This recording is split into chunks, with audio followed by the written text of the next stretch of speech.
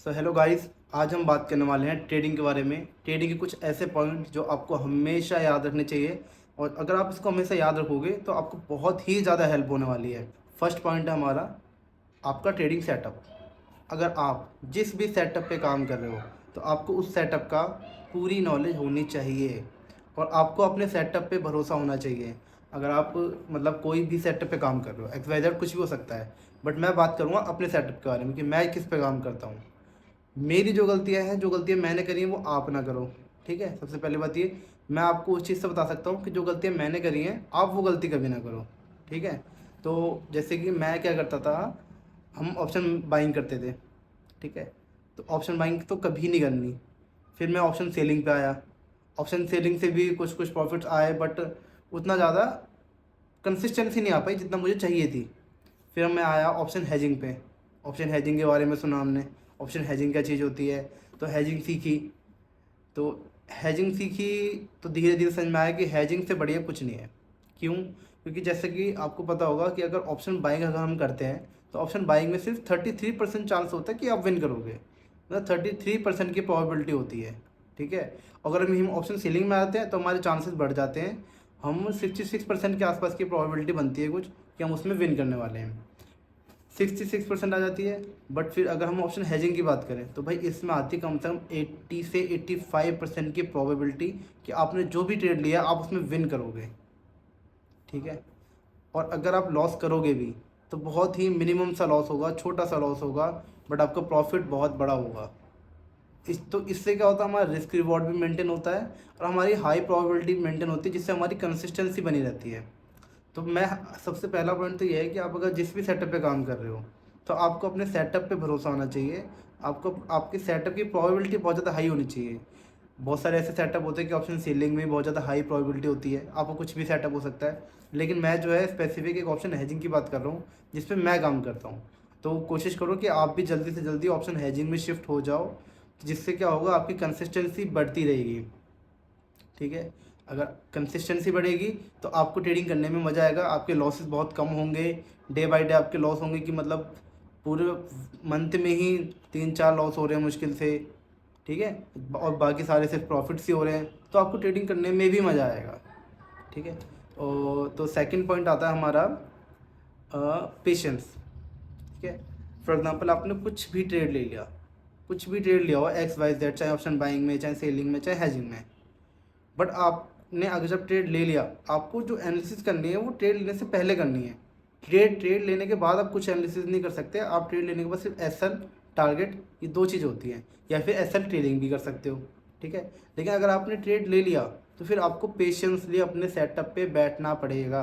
आप उसके बाद एनालिसिस नहीं कर सकते कि अब मुझे तो ये दिख रहा है, अब ये चार्ट दिख रहा है, ये कैंडल दिख रही है, तो एग्जिट कर लेता हूँ, या इतना प्रॉफिट आ गया, ये जा ठीक लग रहा है, बट आपको टारगेट नहीं हुआ तो आप कम प्रॉफिट पे एग्जिट कर ले रहे हो। ऐसा नहीं करना। या फिर एसएल को ट्रेल करके छोटा एसएल कर लिया, या फिर एसएल हिट होने वाला तो एसएल बड़ा कर लिया।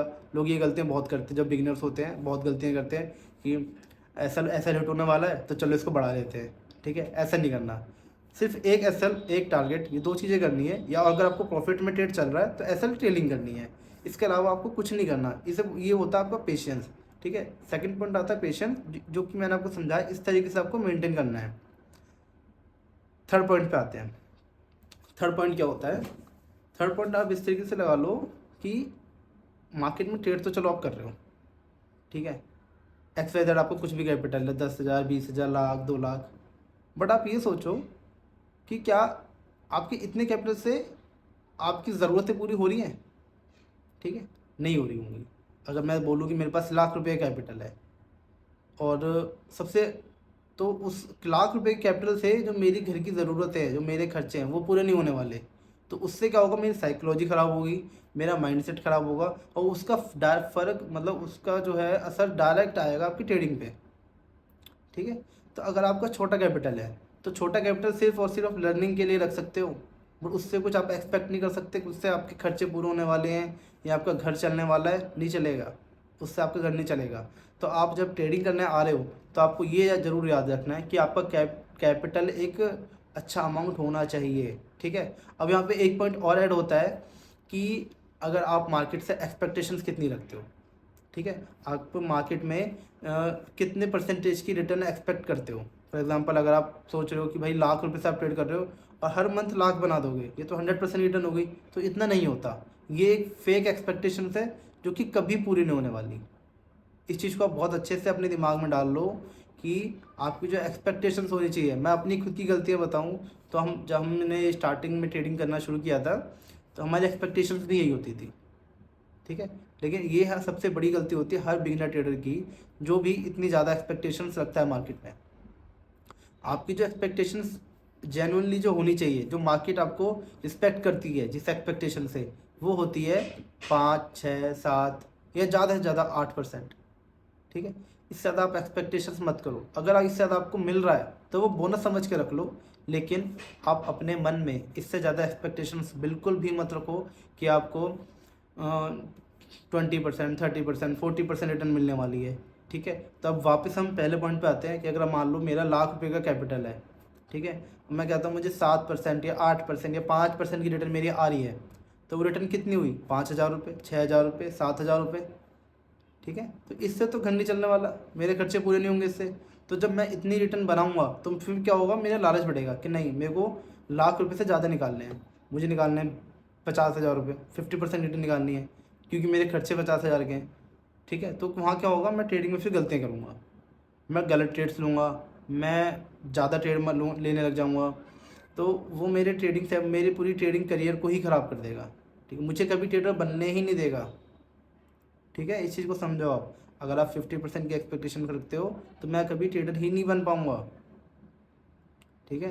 तो आप ये याद रखना कि अगर आप लाख रुपए के कैपिटल से ट्रेड कर रहे हो या उससे कम से या उससे थोड़े बहुत ज़्यादा से ट्रेड कर रहे हो, तो आपकी जो एक्सपेक्टेशंस है वो 7-8% की होनी चाहिए, और वो सिर्फ लर्निंग फेज़ के लिए ही होना चाहिए। जब आपको एक रियल ट्रेडर बनना है तो आपको मार्केट में पैसा डालना पड़ेगा, आपको एक अच्छा कैपिटल लेके आना पड़ेगा। मैं एग्जांपल की बात बताऊं कि अगर मेरे खर्चे मान लो 50,000 रुपये के हैं, तो मुझे 10 लाख रुपये कैपिटल चाहिए, तब मैं जो है अपने घर के खर्चे पूरे कर पाऊँगा, अपने खर्चे पूरे कर पाऊँगा। 50-60 हज़ार 70,000 रुपये तब मैं निकालूंगा, तब जाके जो है मेरे खर्चे पूरे होंगे। अगर मैं कम कैपिटल से ट्रेड करूँगा, ठीक है, तो वहाँ पे मैं लालच करूँगा, तो वो चीज़ गलत हो जाएगी मेरे लिए भी, और मतलब ट्रेडिंग तो मैं बन ही नहीं पाऊँगा खैर कभी भी, ठीक है। तो कभी भी आप याद रखना, कभी भी आपको ट्रेडिंग करने आना है तो कैपिटल का एक अच्छा इंतजाम करना है। अगर कैपिटल नहीं है तो उससे पहले आप जॉब कर सकते हो, जॉब करके कैपिटल लेके आओ। अगर आपका कोई बिजनेस चल रहा है उससे इनकम लेके आओ, पहले बिजनेस पे ध्यान दो, फैमिली बिजनेस है या कुछ भी है, अब या फिर एक ट्रेडिंग के साथ साथ एक साइड इनकम ऑफ सोर्स रख के चलो। अब जॉब करो साथ साथ, या कुछ भी जो भी आपको सूटेबल हो, जो भी आपके प्रेफरेंस में हो, अब वो चीज़ कर सकते हो। लेकिन खाली ट्रेडिंग करके और सिर्फ ट्रेडिंग से अपना खर्चा चलाना 1-2 लाख के कैपिटल से नहीं होने वाला, ठीक है। तो तीनों चारों पॉइंट को फिर से रिवाइज करते हैं एक बार कि सबसे पहली चीज़ आपका सेटअप। आपको अपने सेटअप की पूरी नॉलेज होनी चाहिए। सिर्फ एक ही सेटअप पे काम करना, डेली डेली सेटअप भी चेंज नहीं करने कि आप अपने एक हफ्ते किसी सेटअप पे काम कर लिया, नेक्स्ट मंथ दूसरे सेटअप पे, तीसरे मंथ दूसरे सेटअप पे, तो ऐसे नहीं करना, ठीक है। आपको अपने सेटअप पे ट्रस्ट करना है, एक ही सेटअप पे काम करना है, इसकी प्रोबेबिलिटी हाई हो। और मैं आपको रिकमेंड करूँगा आप जल्दी से जल्दी ऑप्शन हेजिंग में आ जाओ। एक स्ट्रैटेजी है जो हमारी खुद की बनाई हुई है, जो हम खुद बनाते हैं, खुद करते हैं, TWA, ठीक है, जो प्रॉपर ऑप्शन हेजिंग की स्ट्रैटेजी है, आप इस पर भी काम कर सकते हो।